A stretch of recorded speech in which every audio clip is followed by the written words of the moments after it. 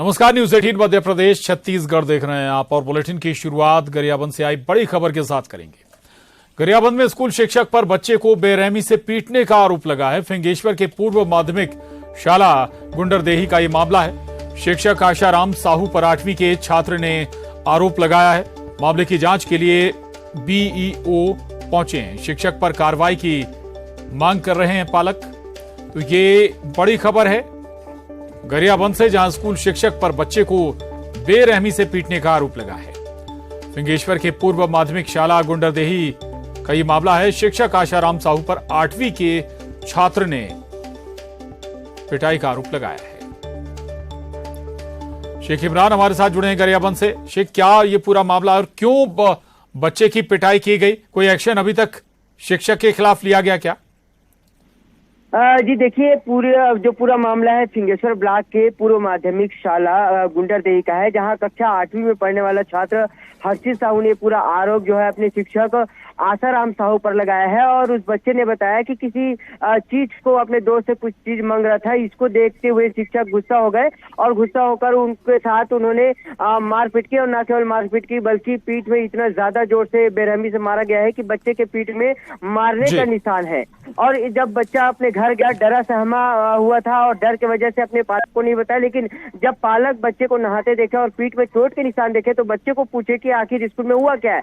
तब बच्चा रो रो कर अपनी पूरी दास्तां अपने पालक को बताया। उसके बाद पालक स्कूल पहुंचे और मामले की जानकारी विकास और शिक्षा अधिकारी को दिए। और शिक्षा अधिकारी रामेंद्र जोशी यहाँ खुद मौके पर पहुंचे। मौके पर पहुंच के बच्चों से पूछताछ की और वहीं जो जिस पर आरोप लगा शिक्षक आशाराम साहू, उससे भी बात की। तो आशाराम साहू ने भी अपने ऊपर लगे आरोप को स्वीकार। उन्होंने कहा कि बच्चे के साथ मारपीट के ये लेकिन ये पूरा मामला बर्बरता का है और परिजन इसमें कड़ी कार्रवाई की मांग कर रहे हैं, निलंबन की कार्रवाई की मांग कर रहे हैं। और इस पूरे मामले को लेकर बच्चा डरा हुआ है और उन्होंने बताया कि इसी तरह शिक्षक ने 2-3 बार और मारा है और उनको समझाया भी गया, लेकिन इस बार बच्चे को बेरहमी से मारा गया और पालक कड़ी कार्रवाई की मांग कर रहे हैं। जी बिल्कुल बिल्कुल, अब पालक नाराज हैं, परिजन नाराज हैं और कार्रवाई की मांग कर रहे हैं। बहुत शुक्रिया शेख पूरी जानकारी के लिए, धन्यवाद।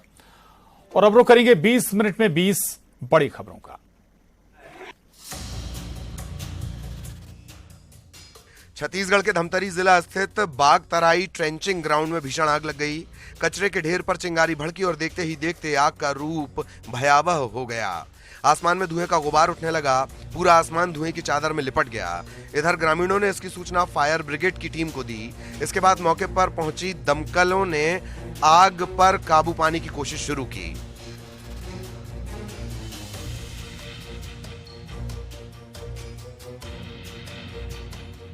जिस ग्राउंड में आग लगी वहां पूरे शहर का कचरा डंप होता है। कचरे की गाड़ियां हर वक्त यहां पहुंचती रहती हैं। ऐसे में एहतियात के तौर पर आग पर जल्द काबू पाने की कोशिशें तेज कर दी गईं।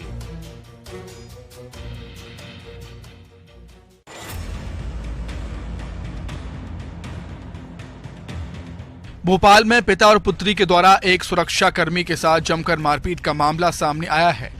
इतना ही नहीं, पिता पुत्री ने गार्ड की गला दबाकर जान मारने की भी कोशिश की। ये पूरी घटना कैमरे में कैद हो गई। दरअसल पिता पुत्री एक डिलीवरी बॉय से बहस कर रहे थे, तभी गार्ड ने उन्हें वहां से हटने के लिए कहा। बस इसी बात से नाराज पिता पुत्री का गुस्सा 7वें आसमान पर चढ़ गया। फिर क्या था, गाली गलौज करते हुए दोनों गार्ड पर टूट पड़े और मारपीट करने लगे। जाते जाते जान से मारने की धमकी भी दी। इस पूरी घटना का वीडियो भी सामने आया है। पीड़ित ने आरोपियों के खिलाफ शिकायत दर्ज कराई है, जिसके आधार पर मामले की जांच जारी है।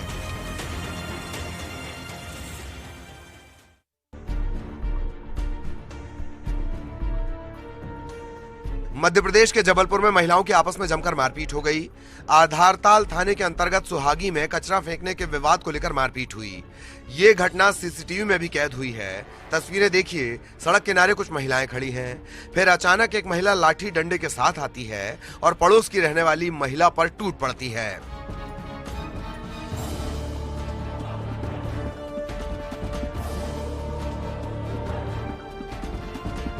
बताया जा रहा है कि महिला के साथ उसके घर में घुसकर भी मारपीट की गई।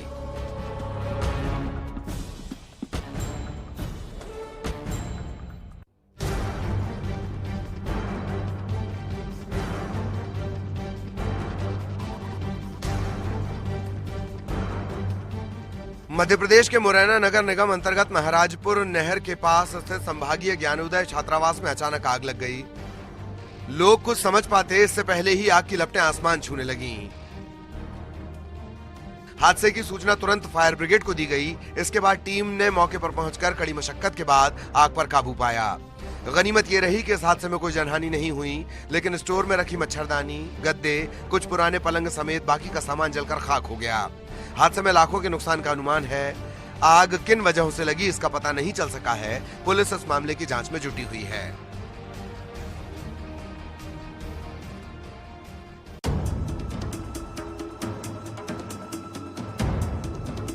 मध्य प्रदेश में अपराधियों के बढ़ते हौसले के बीच पुलिस को बड़ी कामयाबी हाथ लगी। पुलिस ने हत्या और लूट के आरोपी को एनकाउंटर में ढेर कर दिया। सतना और उत्तर प्रदेश की जौनपुर पुलिस ने संयुक्त रूप से अभियान चलाकर आरोपी की गिरफ्तारी की कोशिश की। सतना पुलिस की टीम पिछले कई दिनों से जौनपुर में ही डेरा डाले हुए थी। बदमाशों का सुराग मिलने के बाद पुलिस ने सतना में शराब कंपनी के मुनीम की हत्या और 22 लाख की लूट में शामिल बदमाश आनंद को एनकाउंटर में मार गिराया। गोली लगने के बाद उसे अस्पताल लाया गया, जहां डॉक्टर्स ने उसे मृत घोषित कर दिया। आरोपी बदमाश आनंद सुभाष यादव गैंग का सक्रिय सदस्य था।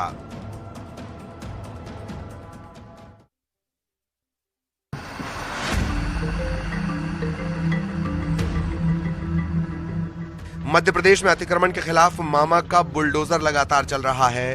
बालाघाट के वारा सिवनी में भी अतिक्रमण पर प्रशासन का पंजा चला। यहां नहर की जमीन पर कारोबारियों ने कब्जा जमा रखा था। इसे हटाने की कार्रवाई शुरू कर दी गई।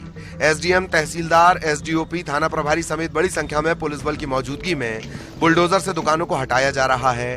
नहर किनारे अवैध तरीके से बनाए गए 55 बेजा कब्जे हटाए जाने हैं।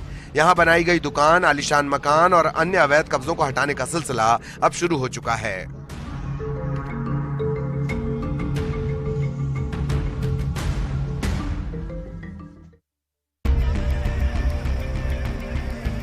महीनों की मेहनत के बाद जब किसान फसल काटकर घर लाते हैं, उसी फसल से उनकी उम्मीदें जुड़ी होती हैं। लेकिन जरा सोचिए, उन अन्नदाताओं पर क्या बीतेगी जब उनकी फसल का उचित दाम उन्हें न मिले।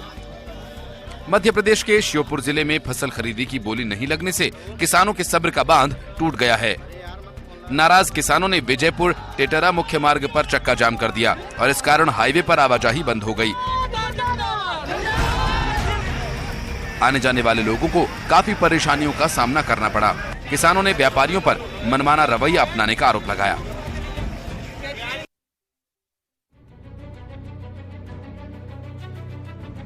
छत्तीसगढ़ के अलग अलग जिलों में हाथी, भालू जैसे जंगली जानवर आए दिन घुसते रहते हैं। आबादी वाले इलाके में हाथियों के उत्पात की खबरें तो लगभग रोज सामने आती रहती हैं। इस दहशत के बीच बलौदाबाजार जिले के लोगों के बीच एक और आफत आ गई। जिले के दशरमा गांव में जंगली जानवर बाइसन यानी वन भैंसा घुस आया। गांव में वन भैंसे के आने के बाद हड़कंप मच गया। ग्रामीणों ने इसकी सूचना वन विभाग की टीम को दी। इसके बाद वन अमला मौके पर पहुंचा और उसे जंगल की तरफ खदेड़ने की कोशिश में जुट गया। बताया जा रहा है कि वन भैंसा अपने झुंड से बिछड़कर आबादी वाले इलाके में घुस गया। इधर लोगों की लापरवाही भी देखने को मिली। खुले मैदान में बाइसन खड़ा था, वहीं कुछ ही दूरी पर बड़ी तादाद में लोग भी खड़े दिखाई दिए। जबकि जंगली जानवरों से हमें सावधान रहने की जरूरत होती है।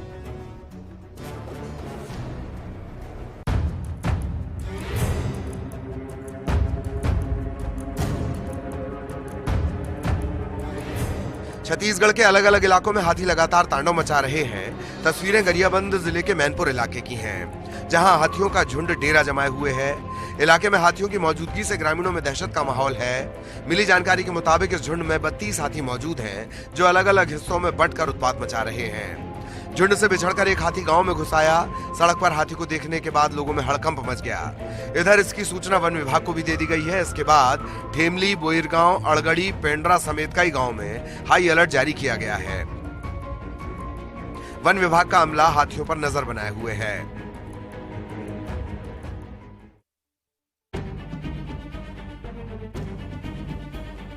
छत्तीसगढ़ के महासमुंद में भी हाथी उत्पात मचा रहे हैं।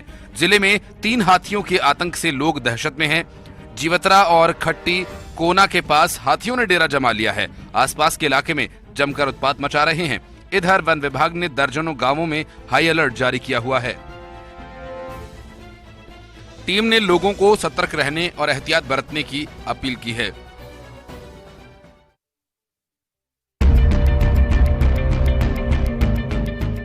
छत्तीसगढ़ में भालुओं का दिखना कोई बड़ी बात नहीं। आए दिन रिहायशी और जंगली इलाकों में भालू देखे जाते हैं। तस्वीरें कांकेर जिले के नंदनपारा के पास NH 30 की हैं। यहां हाईवे पार कर जंगल की तरफ 2 भालू जाते हुए दिखाई दिए। वीडियो में दिख रहा है कि भालू हाईवे पर जंगल की तरफ बढ़ते जा रहे हैं। किसी राहगीर ने भालुओं को अपने कैमरे में कैद कर लिया। इधर रास्ते में भालू के दिखने के बाद लोगों में दहशत फैल गई।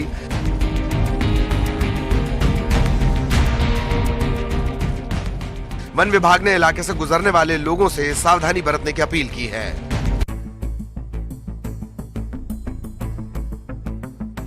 कोरबा के रामपुर बस्ती में अहिराज सांप नजर आया। यहाँ बच्चे घर के आंगन में खेल रहे थे। इसी दौरान उन्हें सांप दिखाई दिया।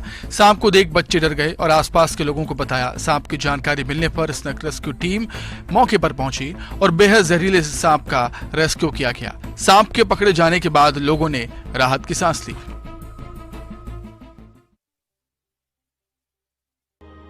उमरिया के बांधवगढ़ में बाघ के शावक अटखेलियां करते नजर आए। पर्यटकों ने ये शानदार तस्वीरें अपने कैमरे में कैद की। इसमें देखा जा सकता है कि शावक खेल रहे हैं। जंगल सफारी के दौरान ताला जोन में ये नजारा दिखाई दिया।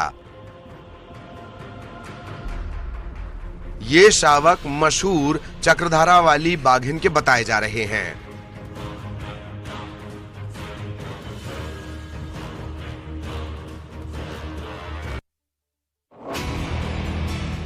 गौ तस्करी का जाल देश भर में फैला है। छत्तीसगढ़ के बलरामपुर में गौ तस्करी का खुलासा हुआ है। यहाँ बड़ी संख्या में गौवंशों को बरामद किया गया। जंगल के रास्ते मवेशियों की तस्करी की जा रही थी। मिली जानकारी के मुताबिक गौवंशों को तस्कर गरियाबंद के रास्ते झारखंड ले जा रहे थे, लेकिन जब ग्रामीणों ने उन्हें जाते देखा तो तस्कर गौवंशों को छोड़कर फरार हो गए और इसके बाद ग्रामीणों ने प्रशासन को इसकी सूचना दी।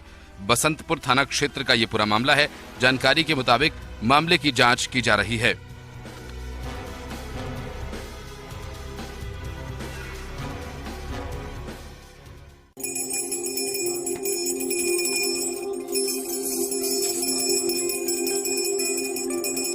मध्य प्रदेश के छतरपुर में इन दिनों एक जापानी पर्यटक चर्चा के केंद्र में है। 60 साल के केंजी सिमी सनातन संस्कृति से इतना प्रभावित हुए कि उन्होंने हिंदू धर्म अपना लिया और अपना नाम सुमित रख लिया। इतना ही नहीं, उन्होंने एक शपथ पत्र भी बनवाया है जिसमें उन्होंने अपनी इच्छा से सनातन हिंदू धर्म स्वीकार करने की बात कही। ये जापानी पर्यटक खजुराहो और उसके आसपास के मंदिरों में जाकर पूजा पाठ कर रहे हैं और आरतियों में शामिल भी हो रहे हैं। उनकी माने तो वो पिछले 4 साल से भारत आते रहे हैं। हिंदी और अंग्रेजी भाषा का ज्ञान न होते हुए भी उन्होंने भगवान शिव का मंत्र ओम नमः शिवाय से लेकर गायत्री मंत्र का जाप तक सीखा और अब वो लोगों को सनातन धर्म की महानता बता रहे हैं।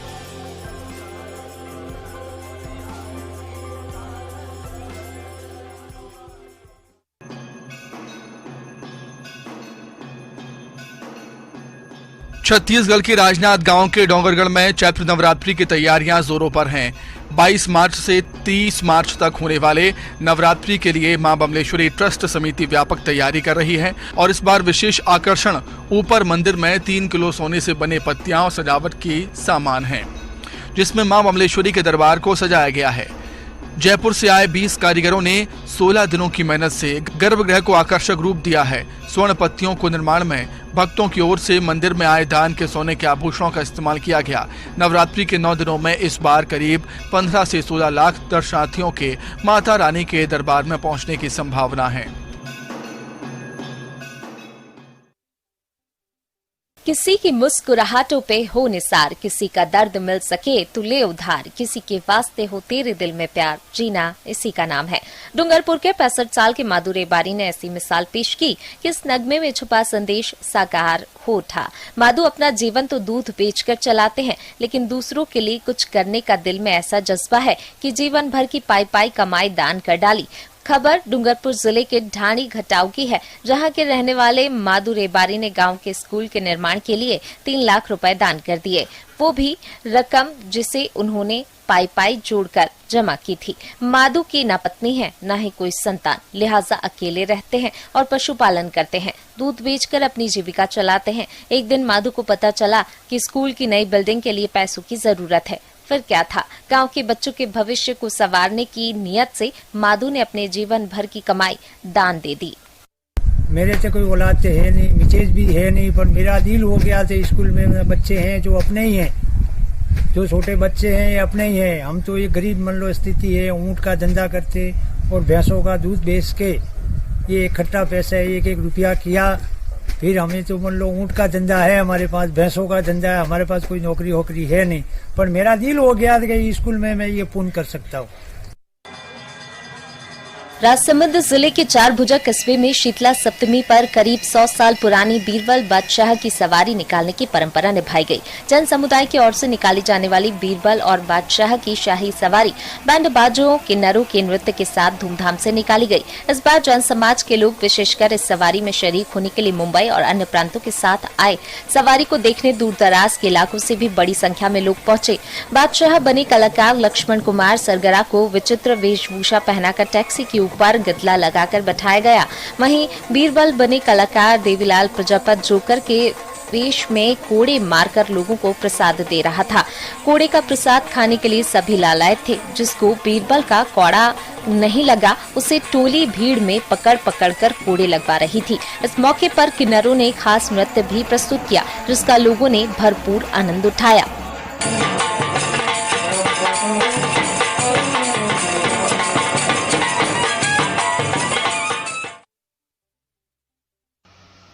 सर्दियों के दिनों में भारी बर्फबारी के बाद हिमाचल प्रदेश के कई इलाकों में आवाजाही पूरी तरह से बंद हो गई थी। बर्फबारी और हिमस्खलन के कारण लाहौल घाटी के करीब 134 संपर्क सड़क मार्ग बंद हो गए थे, जिसके चलते घाटी के दूरदराज इलाकों में बसने वाले लोगों को भारी दिक्कतों का सामना करना पड़ रहा था। लेकिन अब प्रदेश के लोक निर्माण विभाग ने युद्ध स्तर पर कार्य करते हुए करीब सभी संपर्क सड़क मार्गों से बर्फ हटाने का काम तेज कर दिया है। इसी कड़ी में उपमंडल उदयपुर के दुर्गम इलाके मायड़ के छलिंग तक के सड़क मार्ग से बर्फ हटाकर हल्के वाहनों की आवाजाही के लिए खोल दिया है। बर्फबारी के कारण रास्ते बंद होने के बाद मयाड़ घाटी का सड़क संपर्क उपमंडल मुख्यालय उदयपुर से पूरी तरह से कट गया था, जिससे बीमार लोगों को हेलीकॉप्टर के माध्यम से कुल्लू शिमला अस्पताल के लिए एयरलिफ्ट करना पड़ा था। बहरहाल इस सड़क मार्ग के खुलने से घाटी के लोगों ने राहत की सांस ली है।